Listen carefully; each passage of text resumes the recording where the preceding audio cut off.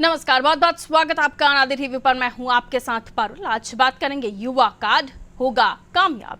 लोकसभा चुनाव के बाद भारतीय जनता पार्टी और समाजवादी पार्टी ने अब उत्तर प्रदेश में 2027 के विधानसभा चुनाव के लिए मेहनत करना शुरू कर दिया है।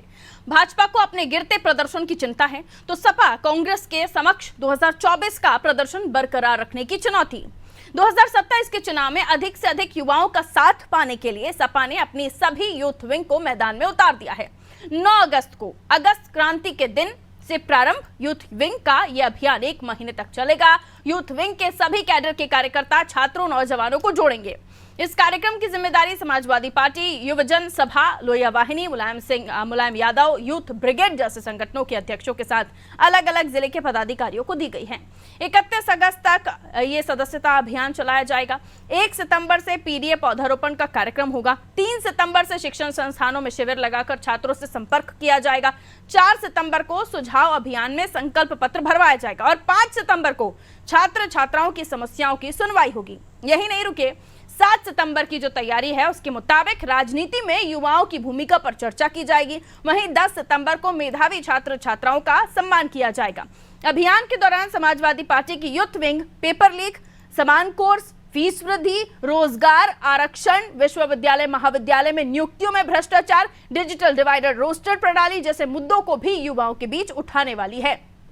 उधर भाजपा की सीटें घटने के बाद आरएसएस भी 1 माह पहले से ही एक्टिव हो गया है। आरएसएस पहली बार रोजगार बढ़ाने की योजना पर काम करने जा रहा है। इसमें संघ से संबंधित व्यवसायियों और उद्योगपतियों के बीच रोजगार सृजन को लेकर चर्चा की जाएगी। दलितों पिछड़ों के साथ अब ज्यादा से ज्यादा युवाओं को जोड़ने का काम किया जाएगा। संघ भी कॉलेज और यूनिवर्सिटीज में अपना काम बढ़ाएगा। इसके लिए सभी जिलों में विद्यार्थी शाखा लगाई जाएगी। इसके अलावा संपर्क अभियान में भी तेजी लाई जाएगी। स्टूडेंट्स को जोड़ने के लिए संघ नए प्रचारकों को ट्रेनिंग देगा। युवा और प्रौढ़ बिजनेसमैन के लिए अलग अलग शाखाएं शुरू होंगी। सपा के नेतृत्व वाले इंडिया गठबंधन के पास राहुल, अखिलेश समेत तमाम युवा चेहरे हैं। भाजपा के पास भी युवाओं की बड़ी फौज है, लेकिन इस बार कई मुद्दों के कारण युवा वोटर भाजपा से थोड़ा दूर हुआ है।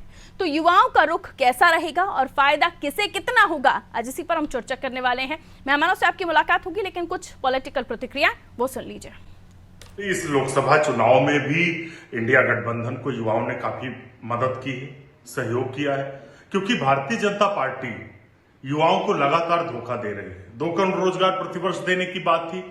45 साल में सबसे ज्यादा बेरोजगारी है और उत्तर प्रदेश में जो हाल है पेपर लीक का, दिन पर दिन पेपर लीक, हर एक परिवार उससे प्रभावित हुआ है। तो युवा लगातार इंडिया गठबंधन से जुड़ रहा है। समाजवादी पार्टी यदि युवाओं को जोड़ रही है तो अच्छी बात है, क्योंकि युवा देश का भविष्य है। कांग्रेस पार्टी का जो नेतृत्व है वो हमारा युवा श्री राहुल गांधी जी के रूप में है। तो युवा जुड़ रहे हैं और भारतीय जनता पार्टी का हारना तय है।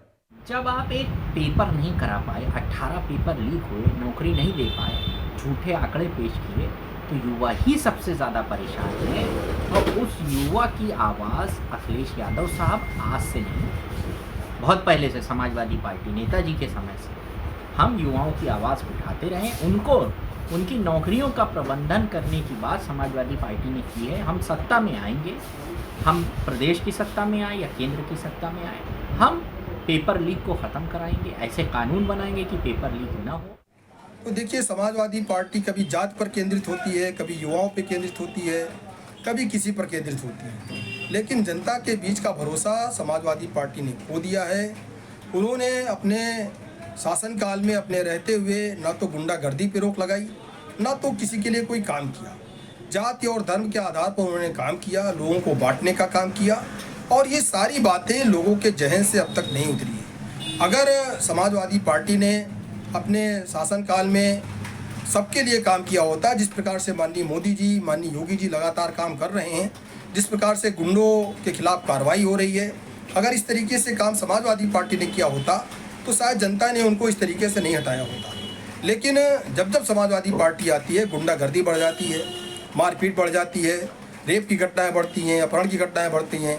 साथ ही साथ सरकार के जो अधिकारी और जो मंत्री हैं समाजवादी पार्टी की सरकार में रहते हुए जिस तरीके से भ्रष्टाचार करते हैं, वो सारी चीज़ें सबसे उजागर हैं। तो युवाओं को लुभाने की कोशिश और 2027 से पहले दोनों ही दल ये भरसक कोशिश कर रहे हैं, क्योंकि हमने जो पिछले रिजल्ट्स आए उसमें लोकसभा चुनाव के 2024 के उसमें देखा कि बीजेपी के सपोर्ट में तो वोटर गया है, लेकिन उसके अलावा कई ऐसे वोटर हैं जो छिटके भी हैं। समाजवादी पार्टी ने जिन युवाओं को ज़मीन पर उतारा, इलेक्शन में उतारा, उनको भी उन्होंने भी अच्छे नतीजे समाजवादी पार्टी को दिलाए। तो ऐसे कई सारे सवाल हैं, लेकिन जिस तरीके की प्लानिंग समाजवादी पार्टी लेकर चल रही है, और अब आरएसएस ने भी ये सोच रखा है कि किस तरीके से युवाओं को जोड़ना है, आरएसएस भी अब इस मिशन में जुट गया है। तो युवाओं पर कौन कितना बेहतरीन तरीके से कह सकते हैं कि अपने कामों से युवाओं को लुभा सकता है, उनके प्रयास कितने सही साबित होंगे, कितनी सफलता मिलेगी, इसी पर आज हम चर्चा करने वाले हैं मिलियन मेहमानों से जो हमारे साथ चर्चा में जुड़ रहे हैं। हमारे साथ भारतीय जनता पार्टी से दीपक सोनकर जी जुड़ रहे हैं, बहुत स्वागत करती हूँ सर। राज शर्मा जी कांग्रेस से हमारे साथ जुड़ रहे हैं, आपका भी स्वागत। रविंद्र प्रताप सिंह समाजवादी पार्टी से हमारे साथ बने हुए, रविंद्र जी आपका भी स्वागत करती हूँ। नीरज मेहरे जी वरिष्ठ पत्रकार हैं, हमारे साथ जुड़े हुए। नीरज जी, लोकसभा चुनाव और अब तक के इलेक्शंस को थोड़ा सा तोलिए, तो क्या मानते हैं आप, युवाओं का जो 2024 का रिजल्ट है, इसने बताया कि युवाओं ने थोड़ा या तो इंटरेस्ट दिखाया नहीं है, क्योंकि कई बार खबरें ये भी आई कि देश में कई ऐसे युवा वोटर हैं जिन्होंने वोटर आईडी नहीं बनवाया, लेकिन उत्तर प्रदेश के लिहाज से अगर समझने की कोशिश करें तो कई सारे ऐसे युवा हैं जो बीजेपी से छिटके हैं और कई सारे युवा हैं जो जुड़े भी हैं, क्योंकि वोट बैंक बढ़ा भी है, नंबर्स बढ़े भी हैं वोटर्स के। तो क्या बताएंगे आप कि अब हाल ही में जो तैयारियां हो रही हैं दोनों ही तरफ से की जा रही है, समाजवादी पार्टी ने डे टू डे प्लान बना के रखा हुआ है, तमाम मुद्दों पर सरकार को घेरने के प्रयास किए जाएंगे, जिसमें रोजगार, पेपर लीक और भी कई मुद्दे हैं। सर देखिए पारुल जी, सबसे बड़ी चीज मैं आपको बता दूं कि युवाओं की बात अगर हम कर रहे हैं तो निश्चित रूप से समाजवादी पार्टी के राष्ट्रीय अध्यक्ष अखिलेश यादव सबसे लोकप्रिय युवा नेता हैं, इसमें कोई दो राय नहीं है। लेकिन अगर वो जिस तरह की प्लानिंग कर रहे हैं उसमें यादव और मुस्लिम से हट के कितना आगे बढ़ पाते हैं, ये उनके भविष्य को तय करेगा। क्योंकि युवा इस समय महंगाई, बेरोजगारी और पेपर लीक, इन तीन चीजों से जूझ रहा है, इसमें कोई दो राय नहीं है। पेपर पे पेपर लीक हो रहे, और चूंकि अखिलेश यादव जब सत्ता में थे तो निश्चित रूप से मुलायम सिंह यादव के समय से ये योजना शुरू करी गई थी कि बेरोजगारों को बेरोजगारी भत्ता देते थे। उत्तर प्रदेश में इस समय चूंकि भारत सरकार में, दिल्ली और यूपी में भाजपा की सरकार है, लेकिन इस तरह की उनकी कोई योजना नहीं है। लेकिन महत्वपूर्ण बात यह है कि इसमें बसपा भी सेंधमारी कर रही है, निश्चित रूप से आकाश आनंद को आगे लाकर। तो उनसे भी अखिलेश यादव को संभल के रहना होगा, बचना होगा। और भारतीय जनता पार्टी केवल एक काम कर रही है कि अगर युवा कांवड़ लेके जाता है तो उस पर फूल बरसाए जाते हैं, और अगर वो पढ़ाई करने जा रहा है तो पानी में डूब जा रहा है। कहीं ऐसी व्यवस्थाएं नहीं है, बहुत सारी चीजें। तो इस पे बहुत बड़ी बात यह है कि अखिलेश यादव की जो योजना है, निश्चित रूप से भारतीय जनता पार्टी को इस पे बहुत मजबूत तरीके से अपने आप को लाके खड़ा करना पड़ेगा, अगर वो भारतीय जनता पार्टी चाहती है कि उपचुनाव में या भविष्य में आने वाले विधानसभा चुनाव में अपने को मजबूत स्थिति में कर पाए। जी पारुल। बिल्कुल दीपक जी, जो प्रयास समाजवादी पार्टी के हैं, जैसे कि मैंने अपने इंट्रो में भी बताया दर्शकों को कि डे टू डे प्लान पूरा कंप्लीटली तय है, यानी जमीन पर युवाओं पर किस तरीके से अपनी पैठ मजबूत की जाए, ये समाजवादी पार्टी अपना पूरा प्लान लेकर चल रही है। लेकिन अब आरएसएस भी आपकी तरफ से कहा जाए कि कोशिशों में जुट गया है, और इसलिए भी जरूरी समझा जा रहा है क्योंकि वोटर छिटका है और समस्याएं आपके सामने हैं। कावड़िए जाते हैं तो फूल बरसाते हैं, पेपर के बारे में आवाज उठाते हैं तो लाठी डंडे खाते हैं। सही? देखिए पारुल जी, आप जिस प्लानिंग की और योजना की बात कर रहे हैं, हाँ। तो इस प्रकार के कार्यक्रम भारतीय जनता पार्टी लगातार युवाओं के बीच में करती है।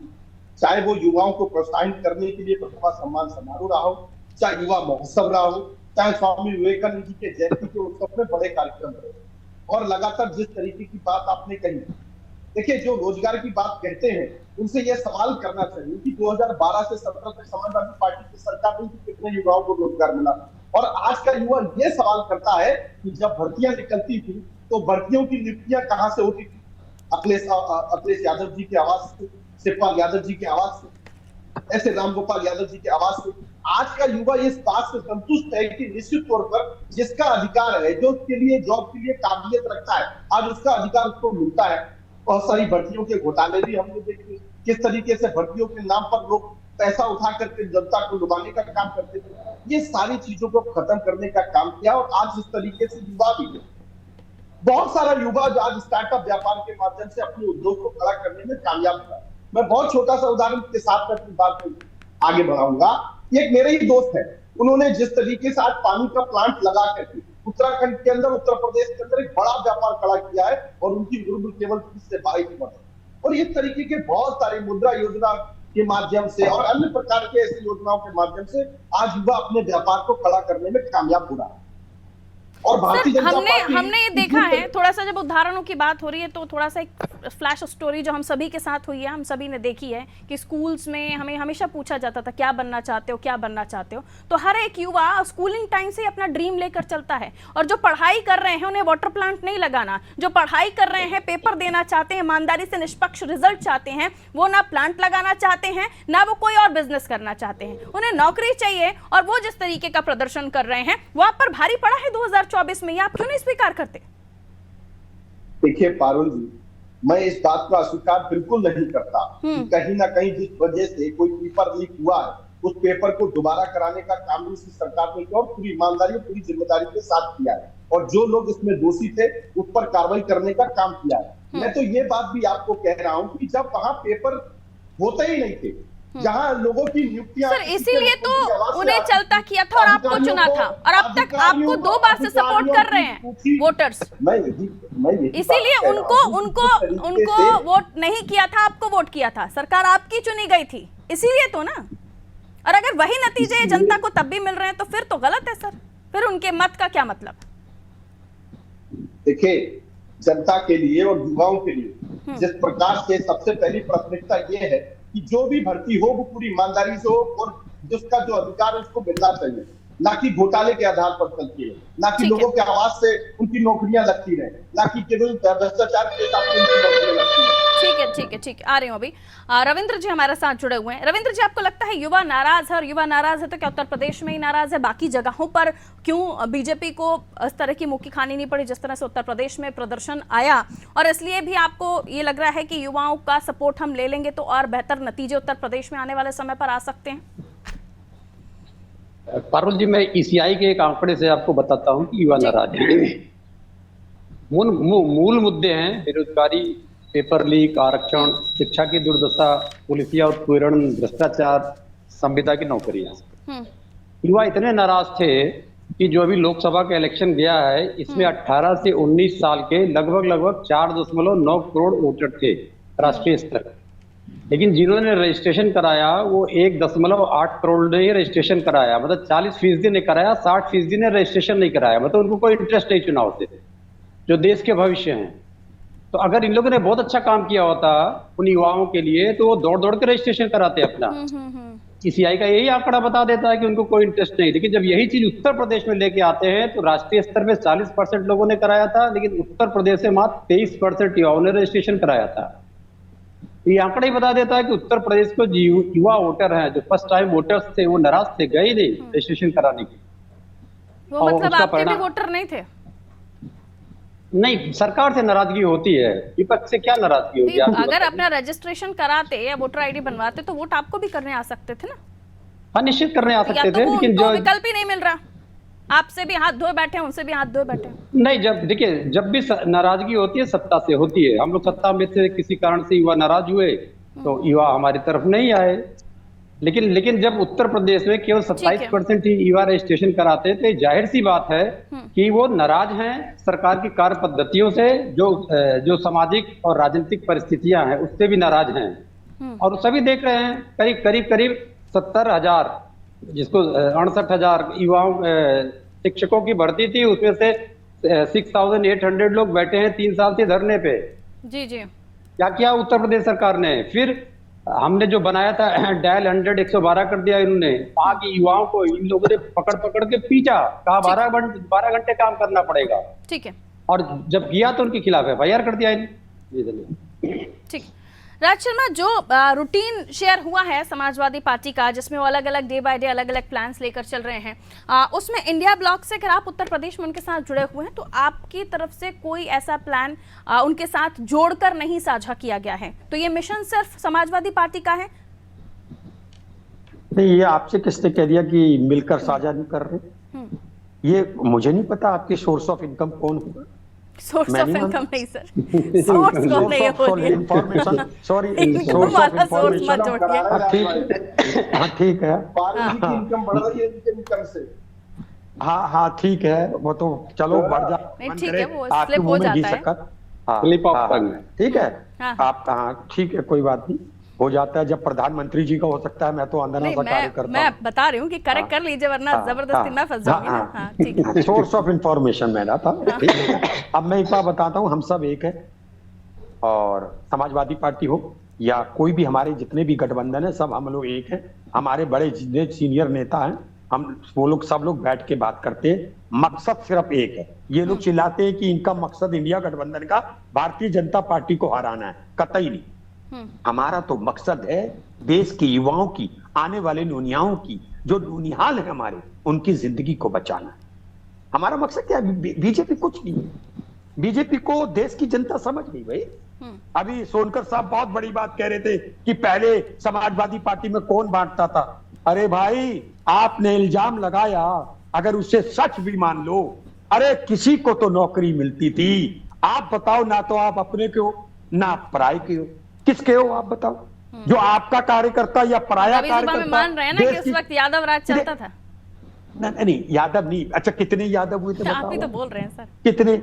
नहीं, अगर भी तो अपना अपनों के हो ना परायों के हो, वो तो कम से कम अपनों के हुआ करते थे। नहीं, मैंने कह दिया इफ बहुत बड़ा शब्द होता है पारुल जी। अगर मैं 35 पेज लिख के जा सकते हैं, मैंने कहा अगर मान लिया जाए, मैं नहीं जाता ना, मैं सरकार में होता, मैं जवाब देता। मुझे तो सिर्फ ये उत्तर प्रदेश की बात हो, मैं सोनकर भाई को एक खुला चेतावनी भरे चैलेंज करता हूं, मुझे 5 का, अब ये मत गिना देना, बुलडोजर तोड़ दिया, गुंडे भाग गए, लेकिन पुलिस वाले गुंडे बन गए आपके उसमें। मुझे 5 काम योगी जी के बता दो, मैं कहता हूं एक काम, 5 काम दिला दो, मैं भी नतमस्तक होने लगूंगा। 5 काम बता दो मुझे। अब ये मत कह देना उनको मार दिया, गुंडे जेल में, ये भाग गए, ये पुलिस का काम है। आप बताओ, आपने रोजगार दिया, सवाल मैं आपका आप लेकर बताओ, जाऊंगी। आप बताओ। मैं आपका ये सवाल स्वास्थ्य सुविधा क्या मैंने दी? इसलिए वो सवाल आपसे कहा था राज शर्मा, क्योंकि जो तमाम संगठन है समाजवादी पार्टी के, सिर्फ उन्हीं के नाम आए हैं कि इनको ये जिम्मेदारी दी जाएगी और ये कैसे कैसे काम करेंगे। उसमें कांग्रेस के किसी संगठन को ऐड ऑन नहीं किया गया है। तो आप सपा के संगठन जुड़ के कांग्रेस के कार्यकर्ता काम करेंगे। एक मिनट, संगठन का कोऑर्डिनेशन होगा, एक दूसरे पे सम्मिलित नहीं हुए, तो वो प्लान आपके साथ शेयर नहीं हुआ फिर? क्योंकि ऐसा तो है नहीं आपके कार्यकर्ता कांग्रेस छोड़ के समाजवादी ज्वाइन कर लेंगे, तो कोऑर्डिनेशन नहीं बैठा। कौन कर?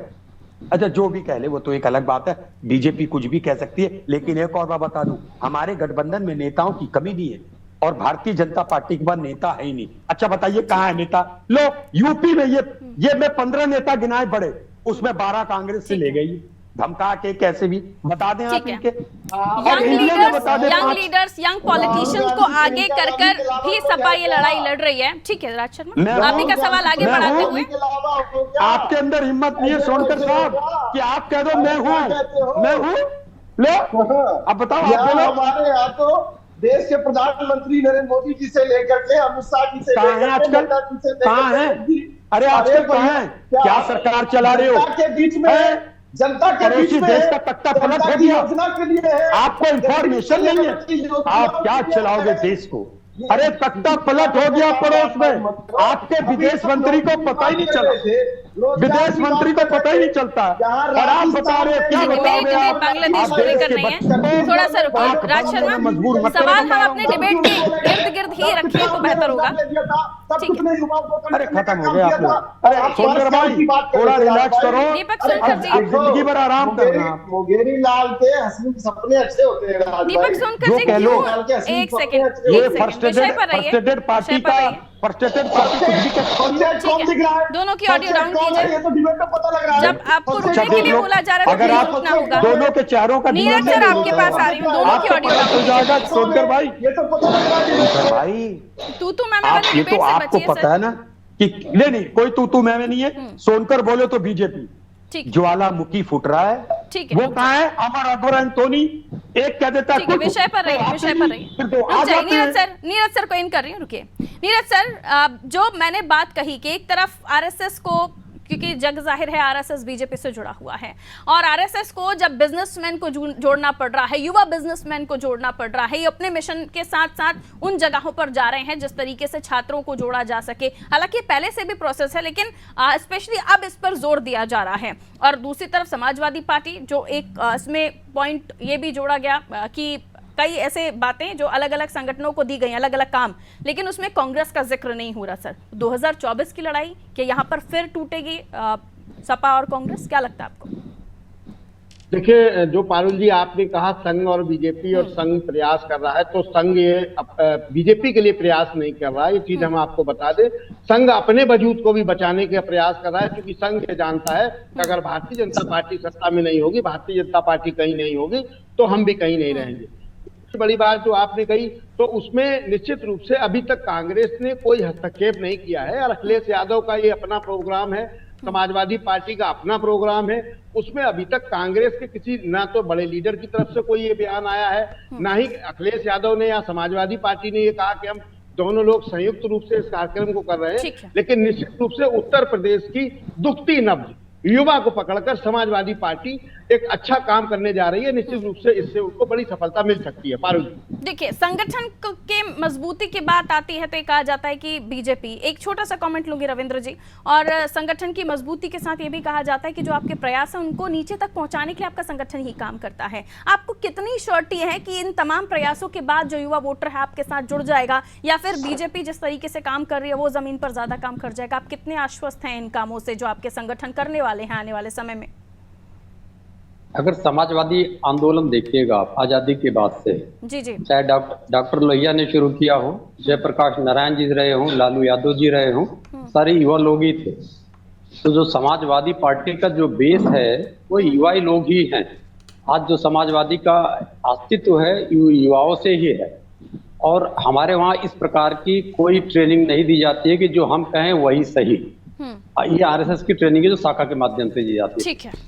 हमारे वहाँ युवाओं को जोड़ा जाता है, और इस जिस कार्यक्रम की सूची आपने बताई थी उस कार्यक्रम में हम लोग खाली युवा ही नहीं, हम लोग समय इतना इजाजत देता था सर, माफी के साथ आप लोगों से भी इजाजत लेनी होगी। बहुत बहुत शुक्रिया, आप सभी हमारे साथ जुड़े, अपना समय दिया। तो युवा कार्ड होगा कामयाब, युवाओं पर फोकस कर रहे हैं तमाम दल, खासतौर पर भारतीय जनता पार्टी के साथ जुड़कर आरएसएस और समाजवादी पार्टी के तमाम संगठन जो ग्राउंड पर जाएंगे। सितंबर महीने में पूरा अगस्त से लेकर सितंबर तक का महीना पूरी जी जान से कोशिश होगी कि युवाओं को अपने पाले में लाया जा सके। ये इतना आसान नहीं होगा, क्योंकि एक तरफ पीछे बैकग्राउंड है समाजवादी पार्टी का, जिनसे पहले युवा नाराज हुआ करते थे। अब क्या युवा वो उम्मीद बांध पाएंगे दोबारा से किसी समाजवादी पार्टी पर, वो फिर से भरोसा कर पाए? वही भारतीय जनता पार्टी है जिस पर 2 बार युवा विश्वास कर चुके हैं, क्या तीसरी बार भी विश्वास करेंगे? तो तमाम हैं चीजें और पुराने नतीजे, देखना होगा आगे क्या होता है। दीजिए इजाजत, रखिए अपना ख्याल, नमस्कार।